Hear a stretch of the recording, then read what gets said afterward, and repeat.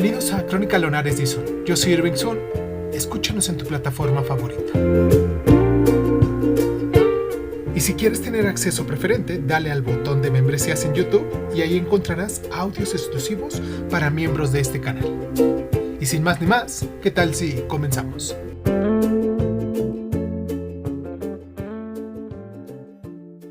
Cierra los ojos, cierra los ojos, cierra los ojos, cierra los ojos. Bienvenidos a esta nueva exploración. Hoy nos metemos de lleno en unos cuantos documentos bastante interesantes sobre la Unión Soviética y Stalin. Nos vamos a centrar sobre todo en la Segunda Guerra Mundial y, bueno, los primeros años de la Guerra Fría. Tenemos un poco de todo. Discursos, análisis, notas de conferencias. Sí, exacto. El objetivo es sacar las claves de estos papeles, ¿no? Entender un poco las decisiones estratégicas, las tensiones ideológicas y, bueno, también el impacto humano que hay detrás. Todo basado, claro, solo en las fuentes que tenemos aquí. Vamos a ver cómo se vivió la guerra desde su lado, cómo intentaron organizar la paz y por qué acabó todo dividido tan rápido. Vale, pues empecemos por la guerra misma. Hay un discurso de Stalin de noviembre del 41. Un momento, bueno, crítico total. Y lo interesante es cómo mezcla la crudeza, el realismo, con el desafío.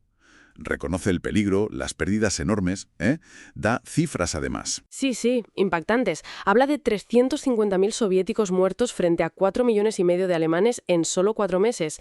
Una barbaridad. Exacto. Pero a la vez dice que Alemania va a fracasar.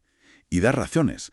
Se han extendido demasiado, les falta moral, se agotan sus recursos. Según él, claro. Y fíjate, es curioso contrastar esa imagen de control con lo que otras fuentes dicen del caos inicial tras la invasión, ¿no? Pero los documentos que manejamos aquí sugieren una actividad de Stalin frenética desde el minuto 1, organizando la resistencia a la evacuación industrial masiva hacia el este. Que un texto describe como una auténtica epopeya, ¿verdad? Sí, una pasada. Y controlando todo, hasta el mínimo detalle. Y es clave, como decías, cómo define la lucha. Guerra patriótica. Ojo, no buscaba ahí la revolución socialista, sino movilizar a todo el pueblo. Al ejército sí, pero también guerrilleros, obreros, mujeres, jóvenes apagando fuegos en Moscú. Además, en ese discurso ataca durísimo la ideología nazi. La llama imperialista, reaccionaria, bestial. Cita órdenes alemanas de exterminio y, bueno, promete devolverles la misma moneda. Pero también es consciente de sus puntos débiles. Claro. Señala la falta de un segundo frente en Europa, que era crucial, y la inferioridad que tenían al principio en tanques y aviones. Y eso lo achaca en parte a que Alemania controlaba la industria del resto de Europa. Tenía su lógica. Hablando de estrategia, no todo era al frente. Hubo intentos de coordinación diplomática importantes durante la guerra. Sí. Se menciona la Carta del Atlántico del 41, por ejemplo, que firmaron Roosevelt y Churchill antes incluso de que entrara EU. Establecía principios como no buscar expansión territorial y tal, aunque luego la realidad, bueno, fue otra cosa, ¿no? Ya. Y luego las conferencias, Teherán en el 43, Yalta en el 45. Clave para la estrategia militar, pero también para empezar a dibujar el mapa de después. Exacto. Ahí se aseguró la URSS un papel protagonista y una esfera de influencia que llegaba, bueno, hasta el río Elba. Pero esa misma colaboración, forjada contra un enemigo común, pues tenía fecha de caducidad. Totalmente. Las fuentes lo dejan bastante claro. Una vez ganada la guerra, las diferencias ideológicas y los intereses nacionales eran irreconciliables. Y eso se vio muy claro en Potsdam, ¿verdad? Sí, ahí ya la ruptura era evidente. Occidente empieza a ver a la URSS como una amenaza expansiva. Y de ahí nace la política de contención de EU, la estrategia para frenar esa influencia soviética que percibían. Mientras, claro, la URSS denunciaba lo que ellos veían como imperialismo occidental. El famoso discurso de Churchill sobre el telón de acero, esa imagen tan potente de la división. Efectivamente. Y la doctrina Truman, el compromiso de Estados Unidos de apoyar a países que resistieran la presión soviética. O sea, el escenario de la Guerra Fría montado. Y lo que cuentan estos análisis sobre la posguerra es, bueno, una política exterior soviética claramente diseñada para expandir su control. Describen los métodos. ¿Cómo cuáles? Pues hablan del centralismo democrático, que suena bien, pero en la práctica era control desde Moscú disfrazado de consenso local, ¿sabes? Mucha propaganda también, con etiquetas como antifascista, democrático progresista, y asegurarse ministerios clave en los países ocupados. ¿Y si eso no bastaba? Pues la fuerza bruta, claro, como se vio en Europa del Este de forma trágica. Y es interesante que esa política no cambió radicalmente ni con la muerte de Stalin. No, incluso después de la desestalinización que lanza Khrushchev en el 56, con la idea de la coexistencia pacífica. Que era como una competencia no militar con Occidente, ¿no? Eso es. Pero esa coexistencia no se aplicaba a los países que ya estaban bajo su órbita. Tenía truco. La represión de Hungría ese mismo año, que citan las fuentes, lo deja clarísimo. Exacto. Esa coexistencia tenía unos límites muy, muy claros marcados por Moscú. Demuestra que las estructuras de poder y la geopolítica a veces pesan más que los líderes o los discursos. Y ya para ir cerrando, un detalle que me ha parecido muy curioso en los papeles. Sí. Cuenta.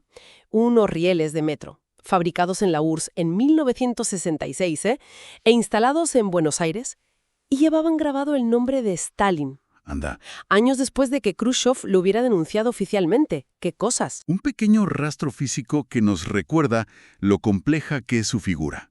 Un líder que, según estos análisis, todavía se debate si fue, si aprendió sobre la marcha o si fue un gran estratega. Sí, algunos militares occidentales, fíjate, lo consideran un gran estratega, precisamente por esa visión global que tenía.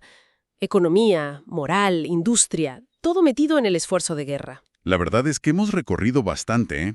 Desde los discursos de Stalin en plena guerra, hasta las negociaciones tensas de Yalta y Potsdam, pasando por la resistencia soviética y todas las maniobras de la Guerra Fría. Una visión compleja, sí, construida con las piezas de estos documentos. Sí, queda claro que Stalin y la URSS en esos años son un tema, lleno de contradicciones. Estratega para unos, tirano para otros, pero las decisiones que se tomaron entonces, fueran por estrategia, ideología o lo que fuera, cambiaron el mundo de una forma que todavía hoy, notamos sus efectos. Y aquí dejo una pregunta para darle una vuelta. ¿Cuánto influye cómo llamas a un conflicto, guerra patriótica, lucha ideológica, operación especial, en cómo movilizas a tu gente y en cómo te relacionas con los demás países? Buena pregunta. Parece un patrón que se repite bastante en la historia, ¿no? Material interesante para seguir pensando, desde luego. Suscríbete a Crónica Lunares de Izun en Spotify y otras plataformas de audio y de podcast. Si te gusta lo que estamos haciendo, regálanos un like, comparte este audio en tus redes sociales y sobre todo, déjanos un comentario con tus inquietudes, ¿vale? Crónica Lunares de Izun es un programa de divulgación cultural conducida, narrada y comentada por Irving Sun y en muchas ocasiones por invitados especiales. Si quieres participar leyendo tu cuento favorito en voz alta, recuerda ponerte en contacto con nosotros. Agradezco infinitamente a todos los lunares que con sus donaciones hacen que este canal crezca y me sienta motivado a hacer lo que me gusta hacer y mostrárselo en estas plataformas. Gracias infinitas. Yo soy Irving Sun, esto fue Crónica Lunares y ¿qué tal si nos escuchamos después?